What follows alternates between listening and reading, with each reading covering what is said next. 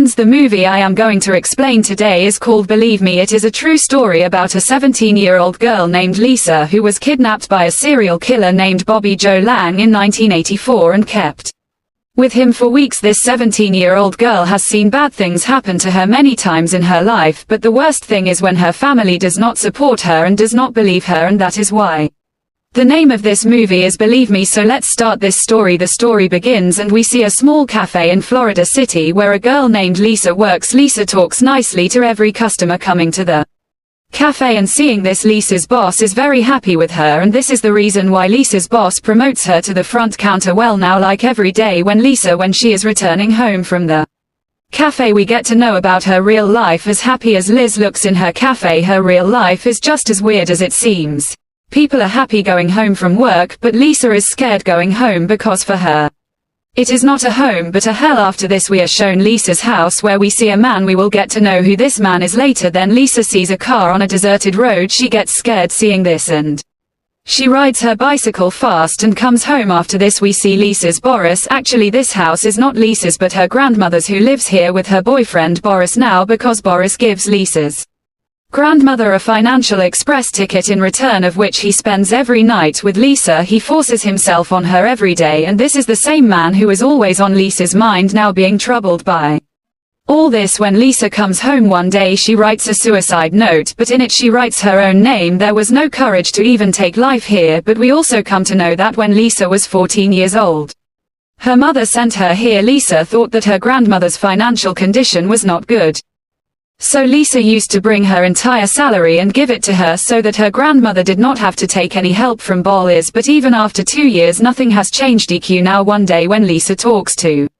her elder sister, Lisa tells her sister that she does not want to stay here, but her sister is also helpless because she had nothing in her hands, and that is why when Lisa tells all this to her mother refuses her, saying that she has to take care of her grandmother, and that is why you have been sent there. Now, listening to Lisa's mother's words, it did not seem at all that she was worried about Lisa because Lisa's life was already so bad, but this is just the beginning. Her life is going to get even worse, and one day when she is returning home from the cafe, she again sees the same car on the way which she had seen last night, but this time a man comes out of the car who is Lisa. The man kidnaps Lisa and then takes her in the car and does bad things with her. After this, he blindfolds Lisa and takes her to a deserted area. Lisa gets very scared, but the man takes Lisa to his house and does bad things with her once again. In this way, he keeps doing bad things with her daily. This goes on every day, and a week passes like this.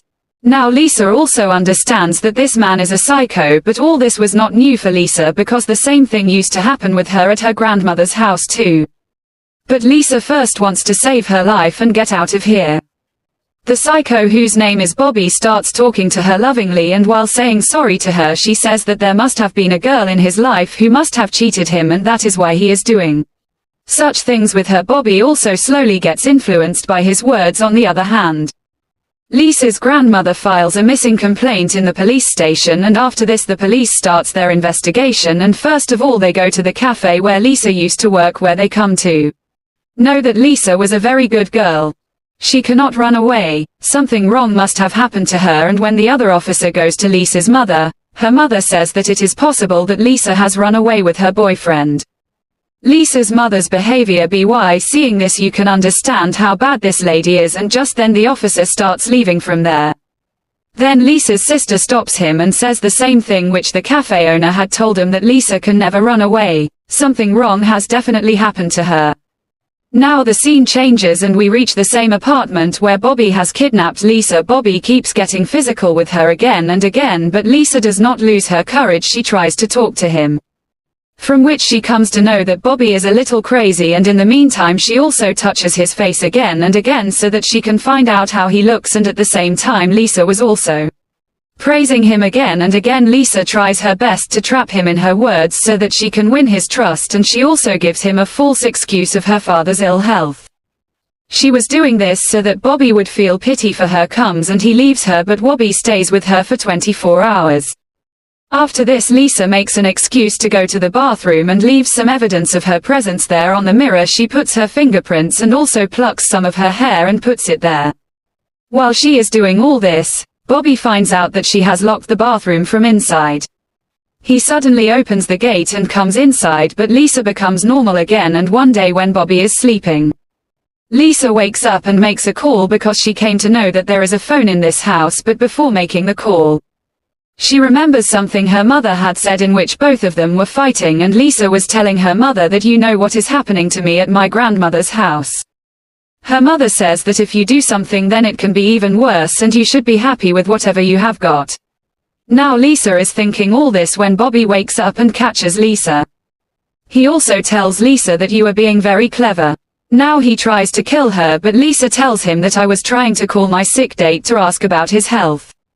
After saying this she becomes emotional, due to which he also gets influenced by her words, and that is why he also leaves her. Now in this condition Lisa remembers what her sister had said, in which she said that whatever happens in your life you should never give up. Now one day when Bobby meets Lisa, when he was getting physical with Lisa again, Lisa starts praising him and tells him that if you leave me then I will not tell anyone anything, and I will become your girlfriend of my own free will. Hearing these words of her he also gets impressed and decides to leave her. Meanwhile we see that the Florida Police Department comes to know about a serial killer who had killed 16 girls in the last 6 months. When he also sees this news he thinks that this is the right time to leave Lisa, because why will the police solve Lisa's case instead of solving such a big case? They have not even seen her face, they cannot even identify her. After this he makes Lisa sit in the car and takes her to a park, and he changes his mind once again. He was about to kill Lisa, but Lisa tells him while crying, she said that I am a young girl and I am ready to be your girlfriend. I will always take care of you, please let me go. After listening to all her words he melts again and tells her that if the police ask you anything then tell them that I am a black man and I have no children. When he was getting physical with Lisa again, Lisa starts praising him and tells him that if you leave me then I will not tell anyone anything and I will become your girlfriend of my own free will. Hearing these words of her he also gets impressed and decides to leave her. Meanwhile we see that the Florida Police Department comes to know about a serial killer who had killed 16 girls in the last 6 months. When he also sees this news he thinks that this is the right time to leave Lisa, because why will the police solve Lisa's case instead of solving such a big case? They have not even seen her face, they cannot even identify her. After this he makes Lisa sit in the car and takes her to a park, and he changes his mind once again. He was about to kill Lisa, but Lisa tells him while crying, she said that I am a young girl and I am ready to be your girlfriend. I will always take care of you, please let me go. After listening to all her words he melts again and tells her that if the police ask you anything then tell them that I am a black man and I have no children, I am short in height and I am very fat. Then he leaves Lisa and runs away from there. Now Lisa runs to her house and in a panic tells her grandmother that she was kidnapped and she has somehow managed to escape and come here, but as we already know that her family members do not believe her words at all. Her grandmother thought that all this was a joke. Her grandmother tells Inspector Lokish that Lisa has come home, but Lokish did not believe her words. He wanted to hear from Lisa what happened to her. Now Lisa tells them everything that happened to her. Now friends, here no one was believing Lisa's words. They believed that if something wrong has happened to her then why is there not a single mark on her entire body, and if her hands and legs were open then why did she cut her hands and legs with her hands? Lisa tells that the man was completely crazy and he had a gun with which he was threatening me again and again, and this was the reason that I believed everything he said. But even after hearing all this the police felt that she was doing all this to get media attention. 2 lady police officers there also felt that maybe she watches a